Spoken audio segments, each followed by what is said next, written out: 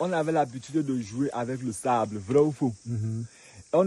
Et quand un sol était tellement trop sable, est-ce que tu pouvais faire le ballon avec le sable? La pâte à modeler, non. Ça allait se casser, non?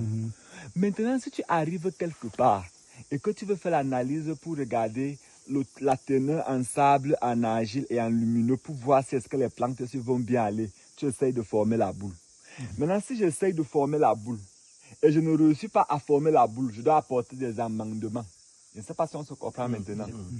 Maintenant, je vais donc alors essayer de former la boule. Ici, c'est bien parce que je vais former la boule.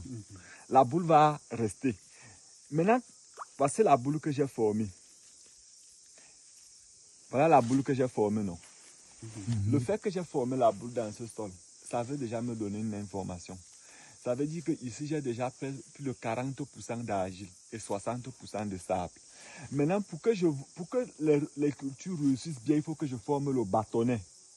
Je ne sais pas si vous voyez un peu.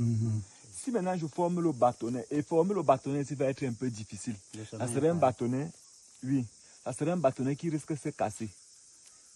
Mais ça va résister, mais il y aura trop les fissures. Regardez maintenant. Voici le bâtonnet qui est formé, non? Le fait maintenant que j'ai formé le bâtonnet sur ce sol, ça veut dire que ce que j'étais en train de vouloir dire qu'on peut tout cultiver ici va passer. Pourquoi? Parce que la proportion de sable et argile ici se neutralise. Mais maintenant, s'il y a trop d'argile, c'est pas aussi bien. Parce que quand la pluie va venir, qu'est-ce qui va se passer? L'eau va stagner, non? Maintenant, elle doit former le chapeau. Mais le chapeau va se casser. Parce qu'il dit que ça, c'est un bon sol qui n'a plus besoin d'aller au laboratoire. Maintenant, si le chapeau ne se casse pas, ça veut dire que moi, je me suis trompé. Pour former le chapeau, qu'est-ce qu'il fait?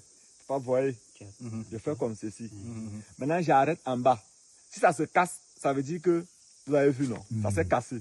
Le fait maintenant que ça s'est cassé, ça veut dire qu'ici, l'analyse physique qu'on avait envie de faire, c'est propre. On a un bon sol.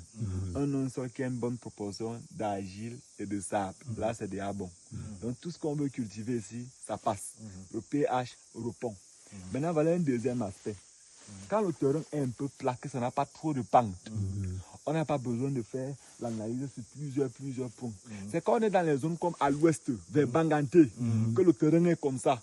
Ce que tu fais en haut va être largement différent du bas, parce qu'il y a les lessivages. Et si il n'y a pas trop la pente, bon, on va aller faire un dernier là-bas vers l'eau. Je ne sais pas si on est d'accord. Là, maintenant, vous avez un peu vu l'idée de ce qu'on a déjà au niveau de notre champ. Maintenant, on va alors définir alors s'il va falloir faire la ferme intégrée. On va maintenant regarder la direction du vent. Pour regarder la direction du vent, je vais laver mes mains. Je vais vous montrer comment regarder la direction du vent. Tu mets simplement la salive dans ta bouche. Quand tes mains sont propres, tu soulèves les mains comme ça. Le côté qui est toujours glacé, c'est par là que le vent souffle.